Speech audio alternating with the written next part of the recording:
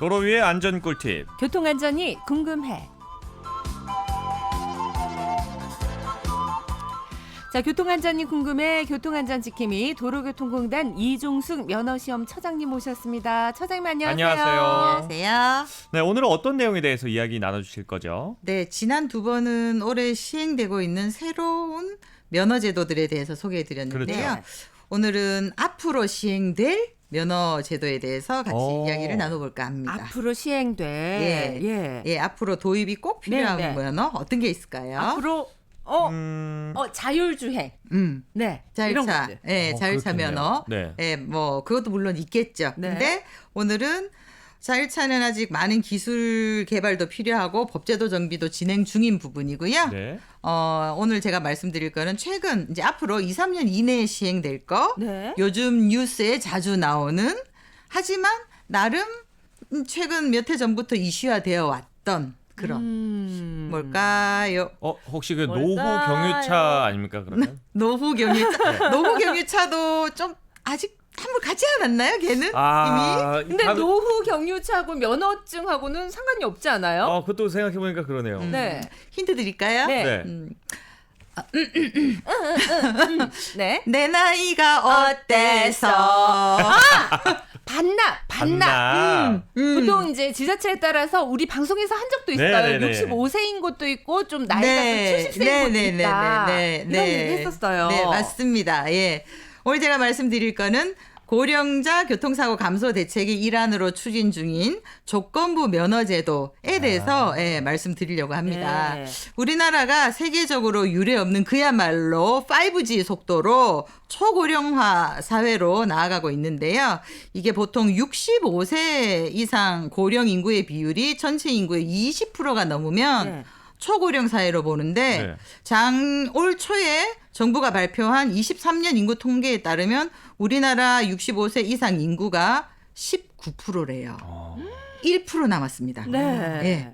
그러다 보니까 최근 10년간 그 관계 기관에서 꾸준히 노력하고 또 우리 국민 여러분들이 교통문화 의식이 향상이 되면서 교통사고 사망자 수는 굉장히 많이 줄어들고 있습니다. 그렇지만 반면에 고령 운전자에 의한 교통사고는 여전히 좀 증가 추세를 보이고 있어요. 네. 그래서 당연히 고령 인구가 늘어나니까 모수가 늘어나니까 고령 운전면허 소지자 수도 늘어나고 그렇겠죠. 또 사고도 늘어나는 거겠죠. 네. 그래서 지금 추세를 보아하면 25년도에는 그러니까 내년이죠. 내년에는 전체 고령 인구의 한 47%, 그러니까 거의 절반에 해당하는 498만 명이나 되는 분이 운전면허를 소지한 채로 계실 거라고 예측이 되고 네네. 그 이후 2040년 정도가 되면 1316명, 예, 16만 명, 76.3%나 고령 인구 면허 보유자일 것으로 지금 추정이 된다고 합니다. 그러니까 대한민국 사람의 76.3%가 이거 수치로 어마어마한 거 아닙니까? 요즘 지금 출산율이 0.7%잖아요. 한 명이 안 되잖아요. 그렇죠. 이제 인구 절벽에 다다랐다고 그러고 있잖아요. 예.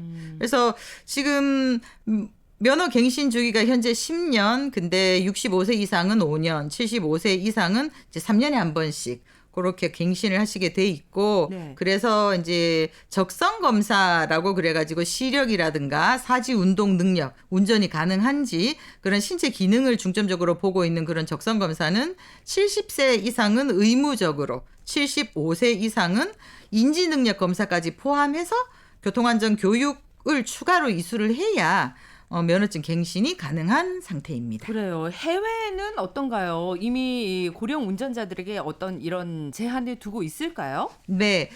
그 작년에 국회 입법조사처가 발표한 고령자 운전면허 관리 제도의 해외 사례와 시사점이라는 보고서를 살펴보면 미국, 일본, 호주, 뉴질랜드 등 외국에서도 이미 다른 연령대에 비해서 고령 운전자들에게 보다 엄격한 제한을 두고 있는 것으로 조사가 됐습니다. 네. 미국의 대부분의 주에서는 면허 갱신 주기를 단축을 하거나 아니면 의료 평가 그리고 이게 우리나라하고 다른 게 도로 주행 시험 그러니까 실차 시험을 치시는 거예요. 네. 실차 시험을 쳐서 제한 면허 제도를 운영을 하고 있고요. 네. 캘리포니아 주 같은 경우는 70세 이상인 분들은 이제 운전면허 재심사를 받을 때 의료적인 평가에 따라서 그런 이제 일정 조건, 그러니까 일정 지역 내에서만 운전할 수 있다는 조건으로 그런 제한 면허를 또 취득할 수 있다고도 합니다. 예. 이런 특별한 주행 시험도 거쳐야 되고 거주지 내에서만 운전이 가능하다. 야, 네. 이거 진짜 엄격하긴 하네요. 네네. 그 우리나라하고 외국하고의 가장 다른 점이 그런 의료 평가와 곁들인 실차 그 적성 검사 말하자면 이 가장 큰 차이라고 볼 수가 있습니다. 우리는 사실 서류상으로만 보고 뭐 시력, 사지운동 그런 정도만 측정하고 그냥 맞아요. 예 문제 네. 없으십니다 네. 하고 사실 바꿔 드리거든요. 사실 그건 좀 많이 좀 미흡하거든요. 예, 네.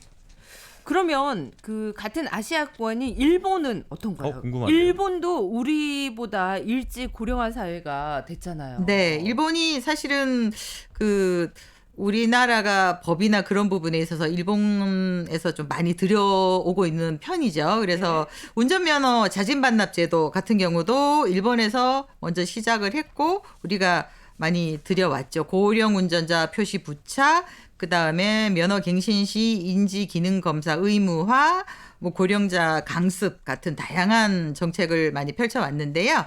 일본은 1998년도에 운전면허 자진 반납 제도를 시작을 했습니다. 그래서 택시나 버스 할인, 상품권 증정, 뭐 미술관, 음식점 할인, 뭐 이런 지자체별로 혜택을 다르게 드리고 있죠. 근데 네. 우리나라에서는 이 운전면허 자진 반납 제도가 크게 이제 효과를 거두지 못한 이유 중에 하나가 어르신들이 이런 지하철 할인을 이미 받고 계시잖아요. 네. 네, 그래서 저희 친정 모친 같은 경우도 엄마 이제 운전 그만하지. 네.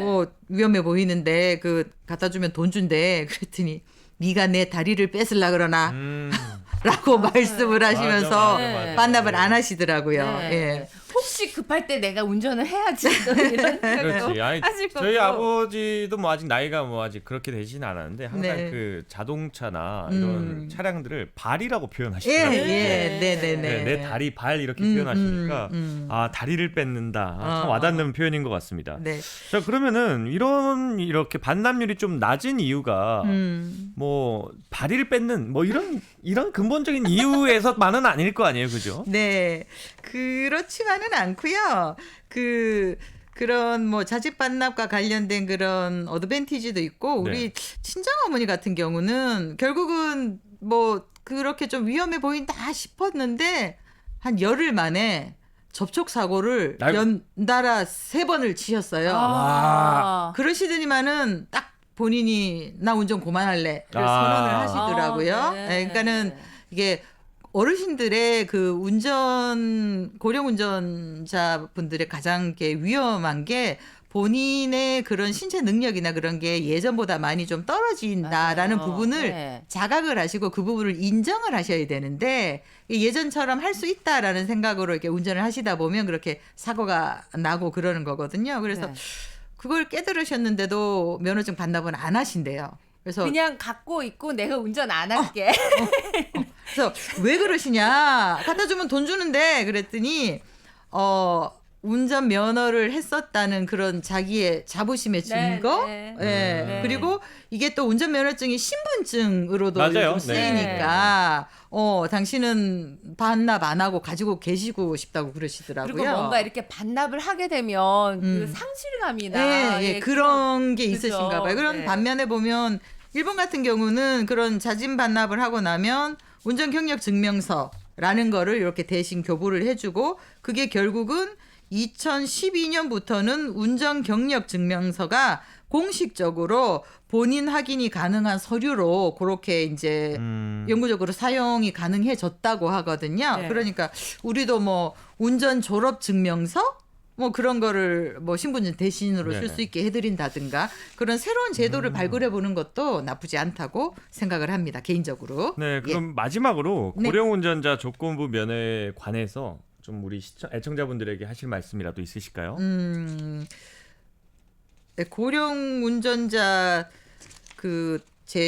운전 그러니까 조건부 면허라고 이제 기사문이 처음 나갔을 때 사실 지금 특히 택시업, 운수업 하시는 그 분들께서 사실 65세 이상 분들이 한 절반 이상 정도 되실 거예요. 네. 사실은 그 많은 지금 생업에 종사하시는 분들이 그 나이나 그런 거에 대해서 조건을 건다고 하니까 아니 내 나이가 어때서 지금도 충분히 일 잘하고 있는데 그런 말씀을 하셨다고 합니다. 근데 지금 정부에서 찾고 있는 이 조건부 면허라는 것은 나이에만 국한된 게 아니라 이런 신체 질환이나 개개인의 운전 가능한 범위 등을 종합적으로 고려를 해서 말하자면 운전자 개인에게 가장 적합하게 설계된 그런 맞춤형 조건을 부여한 안전한 면허를 설계해 드리고자 하는 부분에 있다는 점 강조해 드리고 싶습니다. 네, 알겠습니다. 오늘 말씀은 여기까지 듣겠습니다. 고맙습니다. 네, 감사합니다. 지금까지 도로교통공단 이종숙 면허시험처장과 함께했습니다. 저희는 45분 교통정보 듣고 올게요. 이유림 캐스터.